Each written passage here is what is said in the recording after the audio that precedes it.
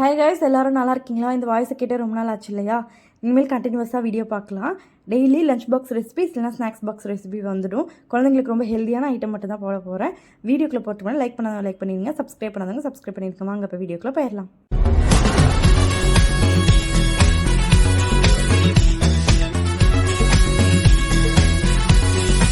இன்றைக்கி என்ன பார்க்க போகிறோன்னா, உளுத்தம்பருப்பு கீரை தான் பார்க்க போகிறது. செய்கிறது அவ்வளோ ஈஸி.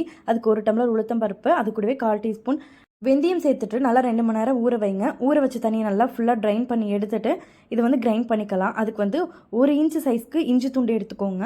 அது கூடவே உளுத்தம்பருப்பையும் வெந்தயத்தையும் சேர்த்து தண்ணி தெளித்து நீங்கள் கிரைண்ட் பண்ணி அரைச்சி எடுத்துக்கோங்க. நல்லா திக் பேஸ்ட்டாக அரைக்கணும். அதுக்கு முன்னாடி சீரகத்தூள் 1/4 டீஸ்பூன் சேர்த்துக்கோங்க. மிளகு 12 சேர்த்துக்கோங்க. பெரியவங்க சாப்பிட்றீங்க அப்படின்னா பச்சை மிளகா கூட இந்த நேரத்தில் சேர்த்துக்கலாம். காரம் கரெக்டாக இருக்கும்.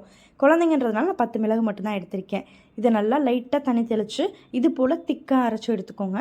இது கூட என்னென்ன சேர்க்க போகிறோன்னா, வெங்காயமும் கீரையும் மட்டும் தான் சேர்க்க போகிறோம். இன்றைக்கி நான் வந்து அரைக்கீரை எடுத்திருக்கேன். இதுக்கு பதிலாக முருங்கைக்கீரை, எந்த டைப் ஆஃப் கீரை வேணாலும் எடுத்துக்கலாம்.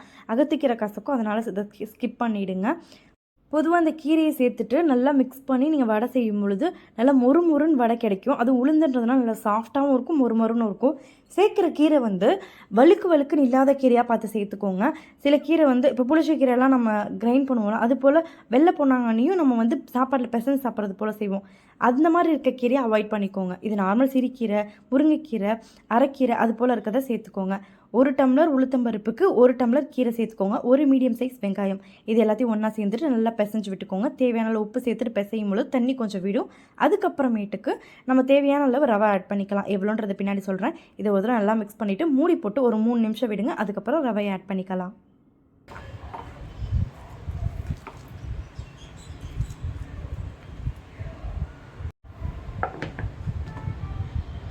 இப்போ வந்து 3 நிமிஷம் ஆயிடுச்சு. இந்த நேரத்தில் ரவை எந்த டம்ளரில் நீங்கள் உளுந்து எடுத்தீங்களோ அதே டம்ளர் 1/4 டம்ளர் ரவை எடுத்துக்கோங்க. டைரெக்டாக அதில் சேர்த்துட்டு நல்லா மிக்ஸ் பண்ணி விடுங்க. இப்போ கொஞ்சமாக வெங்காயத்தோட தண்ணி, கீரையிலேருந்து வந்த தண்ணி எல்லாமே நம்ம இப்போ சேர்த்துருக்க ரவை வந்து எல்லாத்தையும் சக் பண்ணிவிட்டு நல்லா திக்காகிடும். கரெக்டாக இருக்கும் அந்த கன்சிஸ்டன்சி. ஒருவேளை உங்களுக்கு ரொம்ப திக்காகிடுச்சு அப்படின்னா தண்ணி தெளிச்சுக்கோங்க. 1/4 டம்ளர் ரவை கரெக்டாக இருக்கும். இதை ஒரு தடவை நல்லா பெசரி வச்சுட்டு 5 நிமிஷம் ஊற விடுங்க. இப்பொழுதும் வடையை வந்து நம்ம ஃபுல்லாக எண்ணெயில் தான் நம்ம போட்டு எடுப்போம் உருண்டையாக. இந்த வடையை வந்து நீங்கள் தட்டி சின்னதாக நீங்கள் அடை போல் கூட சுட்டு எடுக்கலாம். அது ஃபஸ்ட்டு காட்டுறேன். நார்மலாக ஒரு உருண்டை எடுத்துகிட்டு நல்லா உள்ளங்கையில் தட்டிட்டு தண்ணி வச்சுக்கோங்க கையில், அப்போ தான் ஒட்டாமல் வரும். இப்படி டேரெக்டாக நீங்கள் போடுங்க. நல்லா கிறிஸ்பியாக வரணும்னு நினச்சிக்கோங்க. நடுப்புற ஒரு ஓட்டை போட்டுட்டு நீங்கள் அதை சேர்த்துக்கோங்க. நல்லா மொறுன்னு இருக்கும் இந்த வடை. நல்லா கிறிஸ்பியாக வேணும்னா இது போல் ட்ரை பண்ணுங்கள். 2 வடைக்கும் சேர்த்து 1.5 டேபிள் ஸ்பூன் தான் எண்ணெயே தேவைப்படும். டயட்டில் இருக்கீங்க இப்படி கூட நீங்கள் செஞ்சு சாப்பிட்லாம். அவ்வளோ சூப்பராக இருக்கும். ஒரு நான்ஸ்டிக் பேனில் இந்த மாதிரி தட்டி போட்டதுக்கப்புறம் நல்லா ஒரு சைடு வேக விடுங்க. வெந்ததுக்கப்புறம் திருப்பி போடுங்க. கொஞ்சம் நேரம் கழிச்சு ஒரு 2 நிமிஷம் விட்டு அகைன் திருப்பி போட்டிங்கன்னா நல்லா கிறிஸ்பியான ஓவர் லேயர் வந்து ரெடி ஆகிடும். உள்ளேயே நல்லா வெந்து சூப்பராக இருக்கும். இது போல் ட்ரை பண்ணுங்கள். அப்படி இல்லைனா உளுந்த வடை இப்போ நம்ம போட ஆரம்பிச்சிடலாம். குண்டு உளுந்த வடையும் நமக்கு இதில் கிடைக்கும்.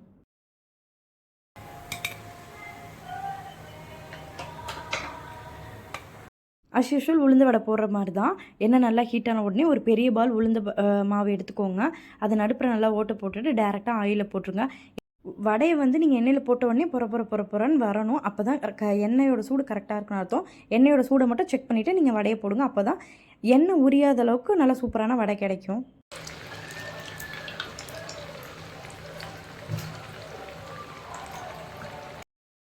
ஒரு சைடு வெந்த உடனே திருப்பி போட்டு வேக விட்டு எடுங்க. எண்ணெயோட பொற சவுண்டு வந்து குறைஞ்சிருச்சு அப்படின்னா வடை வந்து வெந்துருச்சுன்னு அர்த்தம். கீரை சேர்த்துருக்கிறதுனால நல்லா கிறிஸ்பியாக இருக்கும். அதோட ரவையும் சேர்த்துருக்கிறதுனால நல்லா மொறுன்னு ரொம்ப நேரத்துக்கு வடை நல்லாயிருக்கும். 1 டம்ளர் உளுத்த மாவில் வந்து எவ்வளோ வடை கிடைக்கும்னா 11 வடை டு 12 வடை கிடைக்கும். வீட்டில் கண்டிப்பாக ட்ரை பண்ணி பாருங்கள். இந்த ரெசிபி உங்களுக்கு பிடிச்சிருக்கும்னு நினைக்கிறேன். கண்டிப்பாக குழந்தைங்களுக்கு ஸ்நாக்ஸ் பாக்ஸில் ஹெல்த்தியான ஐட்டத்தை வச்சு அனுப்புங்க. நெக்ஸ்ட் வீடியோவில் மீட் பண்ணலாம். பை.